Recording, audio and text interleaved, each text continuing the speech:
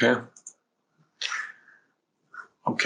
So this is the shape functions as we discussed them. The next step for us is to find the B matrix. I'm going back to the equations we just wrote at the top. So we did find the shape function. So this was our first step. The next step is to find the B matrix. And the B matrix is simply the derivative of the shape functions. And by the way, that these steps I'm explaining here are universally correct also for any order of elements or for any. This is universally correct for any order of elements, and also correct for any number of dimensions. So you can always get.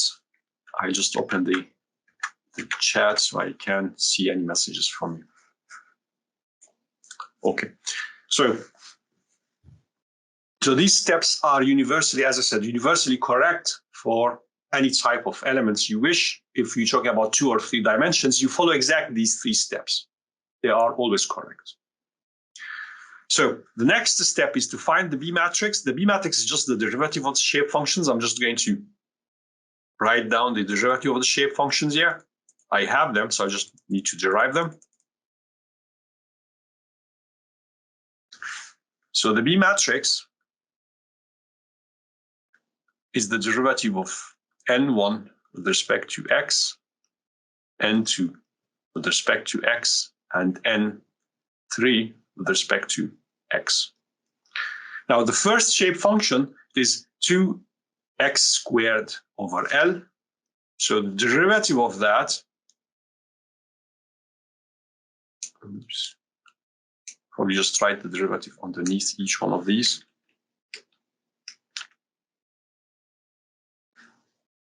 Take this slightly away. So the derivative of this is 2x. What you need to derive really is just these x's. So this is going to be 0 because this is a constant. So you'll have 2x multiplied by 2. This is 4x. You have 4x divided by L squared. And then this will go to 1 minus 3 over L. So this is the first shape function derived. The second shape function, this will go to 2x. So you will have the derivative of n2 over x to be minus 8x over L squared. And this will go to 1. So plus 4 over L. And the derivative of the last shape function is just going to be, again, this is going to go to 2x, and this will go to 1. So you will have the derivative of n3 with respect to x is going to be 4x over L squared minus 1 over L. So if you want to write down the B matrix would look like this. 4x over L squared minus 3 over L. And the next entry is minus 8x over L squared plus 4 over L. And the last entry is 4x over L squared minus 1 over L. So this is my B matrix. Now, the strain is going to be a function of the B matrix multiplied by the displacement vector. So the B matrix, now if you look into the B matrix, before the B matrix was minus 1 over L, which is basically constant, if you remember that. Now we have this expression for the B matrix, and if you look into this expression, you'll see that this is a function of x, and x. So this is an equation for a line now. So before we had an expression that is constant, now we have an expression for a line. So this is a very good step forwards. And instead of having the equation for epsilon to be constant, we have the equation for the strain to be now a linear equation, an equation for a line. And then this way we should be able to capture the variation, this linear variation of the strain, because the stress would follow. And the stress is the elasticity modulus multiplied by E. Now, we have the expression for the strain. We need to find the stiffness matrix. So this is the last step in the work we are going to do today. This is the last piece of the puzzle we are going to try and solve today. So the last piece is the stiffness matrix here. So this is the stiffness matrix is equal to the cross-section elasticity modulus, then the integral between 0 and L for the B matrix transposed over X. So I'm just going to write this down at the bottom of the page, right next where I have the B. Now this is going to be a monster type of expression. I'm not going to derive the full stiffness matrix. I'm going to just show you how to derive one entry. I would suggest probably try it as an exercise, try to derive the other entries, but I'm going to show you how to do the derivation, but the full thing is going to be really a monster, so I probably don't want to do the full thing. So K, the stiffness matrix, is equal to EA integral between 0 and L for the B transposed multiplied by B integrated by dx. So far, this is fine. Now let us take the B matrix. Now this is the full B matrix. I'm just going to take it from here.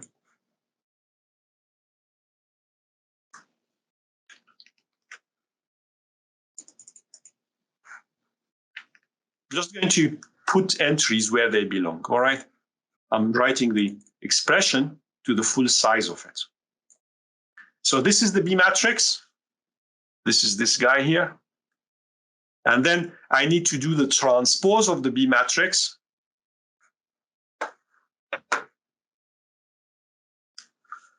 So the transpose of a vector, or the transpose of a row matrix, is going to be a column matrix. I'll probably just write it here. Oops, sorry. The big one. So this one will become the first entry in my column, x over L squared minus 3 over L.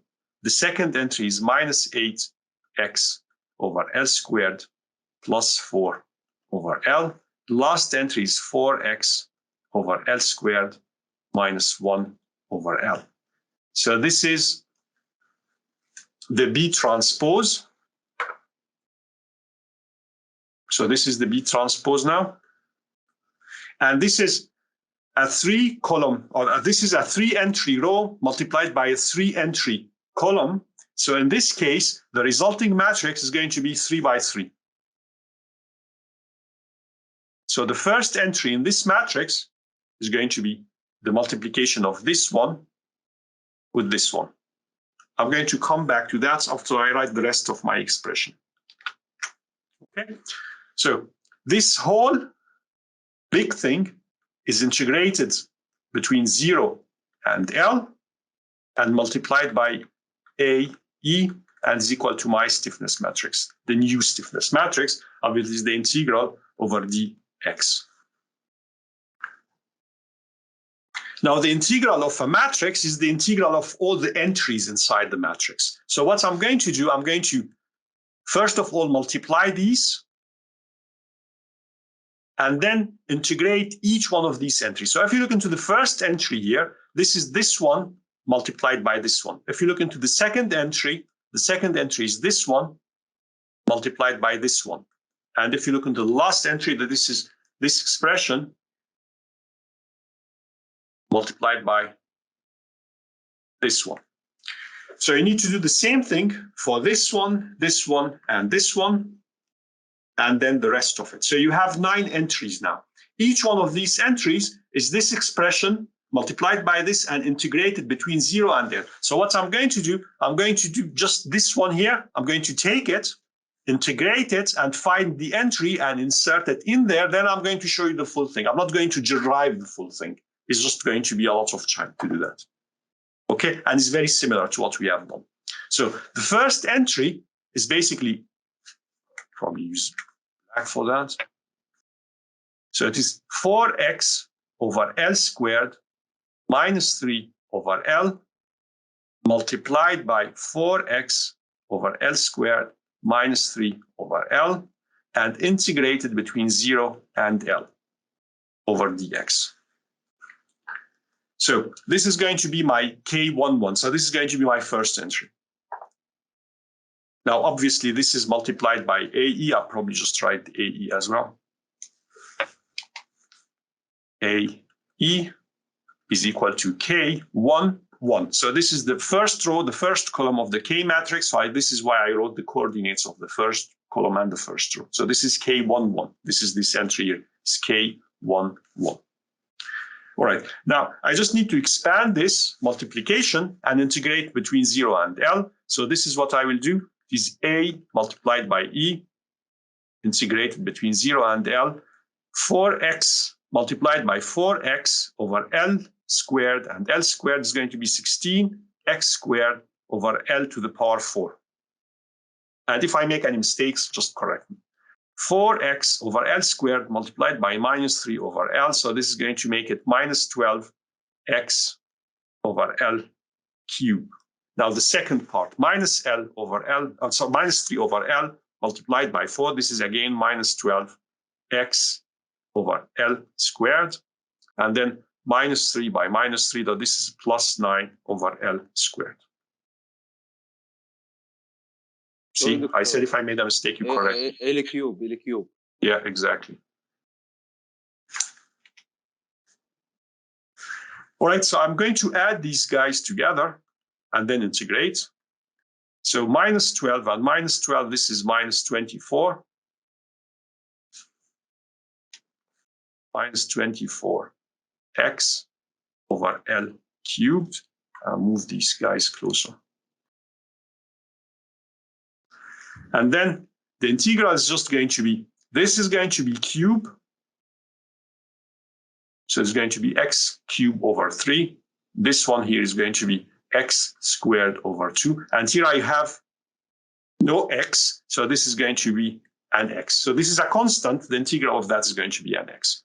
So I'm just going to rewrite that, AE, and then this is 16 over 3 L to the power 4 multiplied by x cubed minus 24. I have x squared divided by 2 L cubed, and then I have plus 9 over L squared multiplied by x, and this is running between 0 and L. 24 divided by 2 is going to be 12. Don't do that. Okay, so this is going to be 12. And then I just need to substitute the L. If I have 0, 0 is going to be just 0 for all of them. What I'll be left with is AE multiplied by 16 L to the power 3 divided by 3 L to the power 4 minus 12 L to the power 2 divided by L to the power 3 plus 9 L by L squared.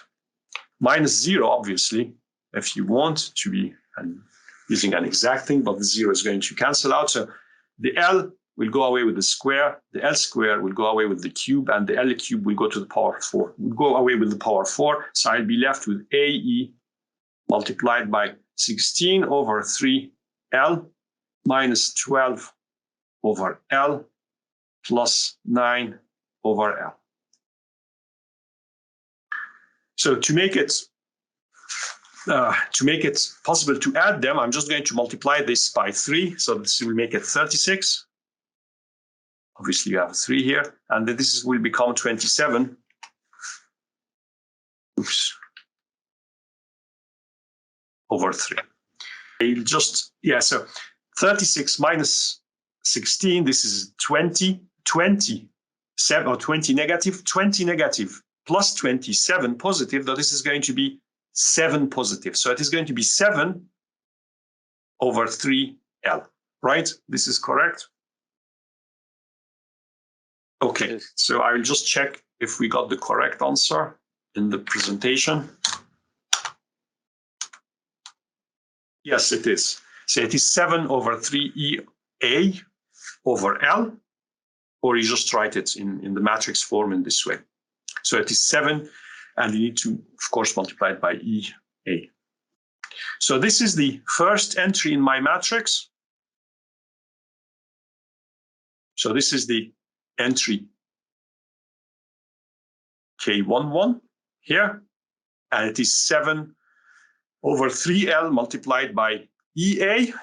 And we need to repeat the same thing for the other entries. So you'll have -3 over, or -8 over 3, 1 over 3, and -8 over 3, 7 over 3. So you write down the whole thing. I would instead of writing it in this way, I probably just take the 3 as a common factor. So I would just probably write it as 3 over L multiplied by 7 minus 8, 1, minus 8, 16, minus 8, and then 1, minus 8, and 7. Okay, so this would be my stiffness matrix. Now I have the stiffness matrix. This is the last step. If you go back to the top,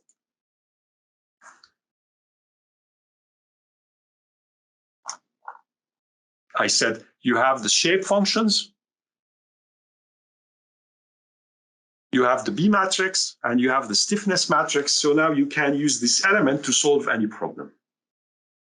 Okay, it's just now from this point onwards, we're just going to substitute the old stiffness matrix with the new stiffness matrix. You are going to substitute the old B matrix with the new B matrix, and you are going to substitute the old shape functions with the new shape functions, and you can solve the problems exactly the same way you have been solving it with the two noded elements. Everything would remain the same. Okay, we're going to try and solve one example so that you get the idea clear, and then I'll probably ask you to solve one example yourself.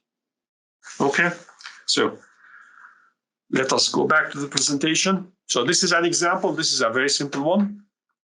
We have a cantilever. The length of the cantilever is 5 meters. The elasticity modulus is 200,000 Newton over square millimeters, and 0.1 meter is the cross section. We have 100 Newton at the load.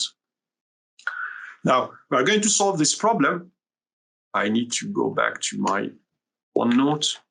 Okay, I think I've got this one here. Yeah. So we need to solve that. So this is the stiffness matrix. I'll just write it over here. Use black. F1, F2, and F3. Remember now, I'm just using one element, but one element would have 3 nodes now. And then we have EA over 3L multiplied by 7 minus 8, 1, minus 8, 16, minus 8, and then I have 1, minus 8, and 7, multiplied by U1, U2, and U3. And now we substitute the boundary conditions just the same way we have been doing so far. I know U1 is equal to 0. Just going to do that with a 0. And then U2 I don't know, U3 I don't know. If you look into the forces, F1 is the reaction, I don't know that. F2 is 0.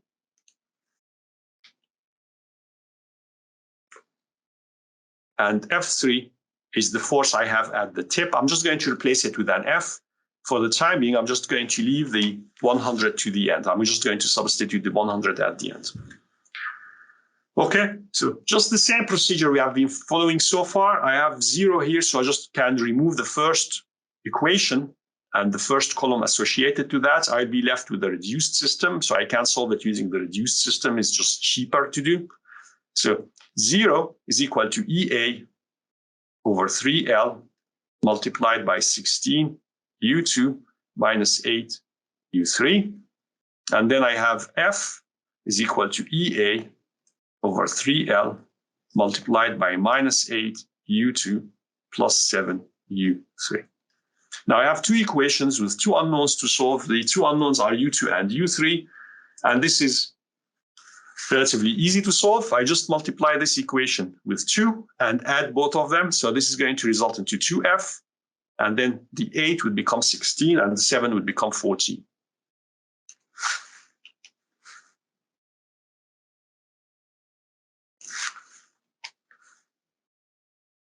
So this is multiplied with 2 and add them together. So you'll have 0 plus 2F is 2F. And then you have EA over, I'm just going to take this to the other end. So this F here will be multiplied by 3 divided by EA. So I'm just going to write it down before I add the things. So this equation, if you multiply by 3L and divide by EA, is going to still be 0. It's not going to change. Come on. Oops.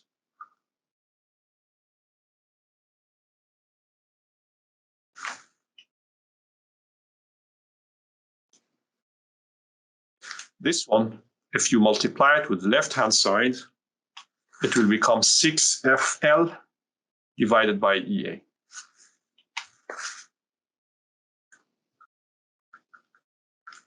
So 6FL divided by EA is just 6. All right.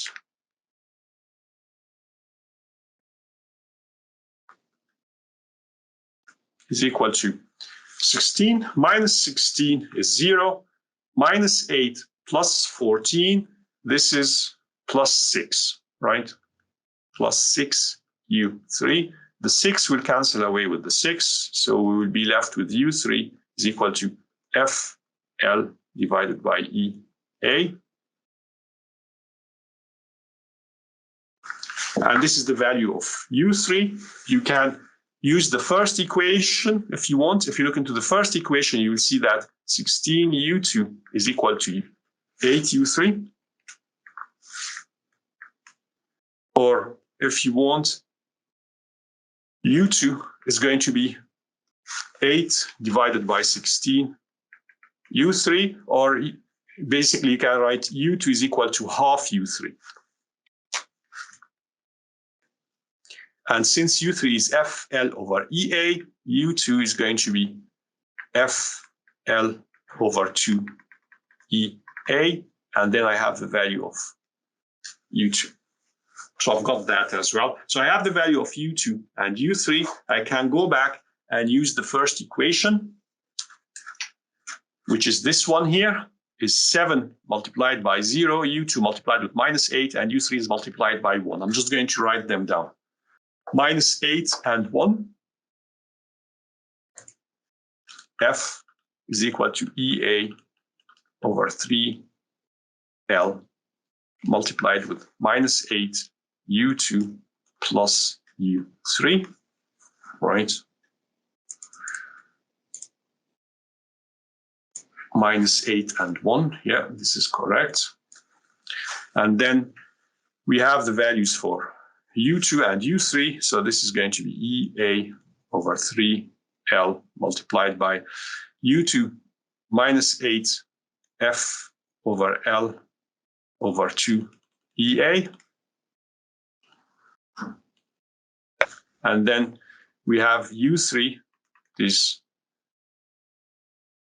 FL over EA. Now this is divided by 2, so this will make it 4. So we have minus 8 divided by 2, though this is basically 4.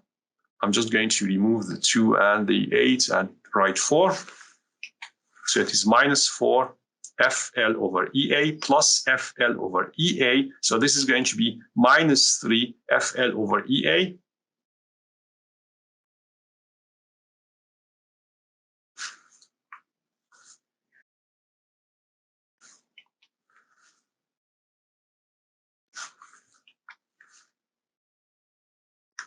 So the 3 will cancel with the 3, the L will go away with the L, the EA will go away with the EA, and I will be left with minus F. So the force, or F3, is basically minus F, the force I have, which is going to be the reaction. Now F is 100, so the reaction is minus 100. If you go back to the numerical values,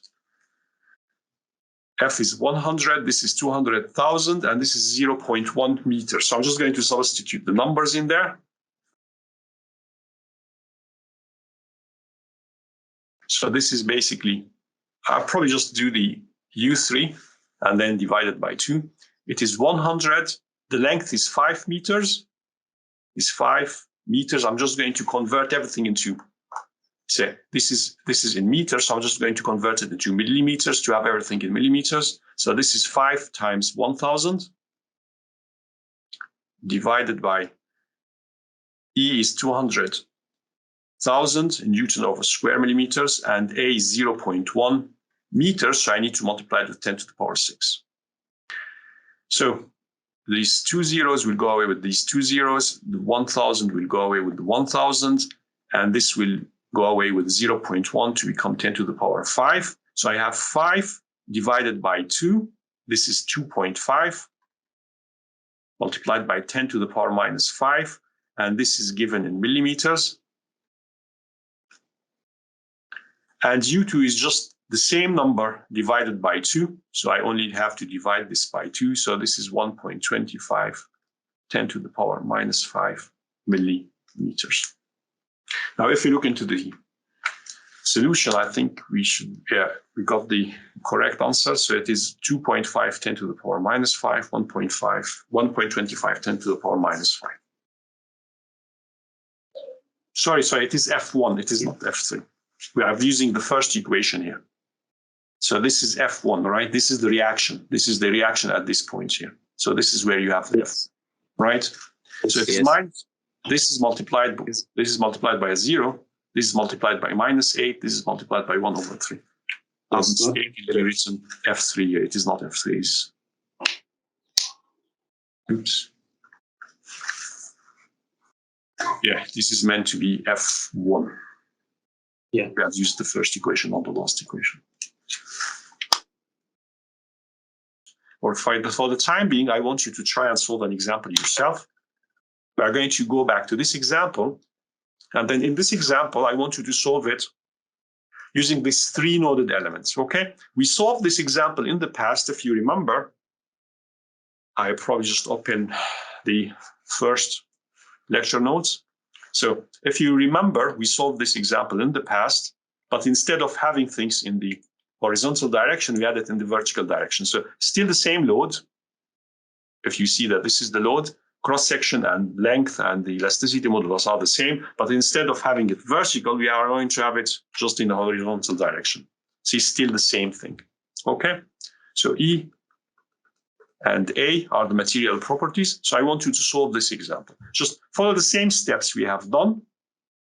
Displacement, in this case, we are going to find displacement D to delta 2, delta 3, or U to U3, and then the reaction is going to be F, and follow the same procedure we did for the previous example. So the force, if you remember that, when we did 2 elements, so element number 1 and element number 2, we have the force to be lumped into the node. So this is L over 2, this is L over 2. So the full force on this is going to be WL over 2 and WL over 2. You distribute it onto the nodes, so you have WL over 4, WL over 4, and the same is correct here, WL over 4 and WL over 4. Okay, so in the middle node, you have WL over 4 twice, so this is going to be WL over 2, whereas at this end and this end, this is WL over 4 and WL over 4. So just the same procedure we followed when we did the 2 noded elements, we have used 2 of them. In this case, because we are going to have 3 nodes as well.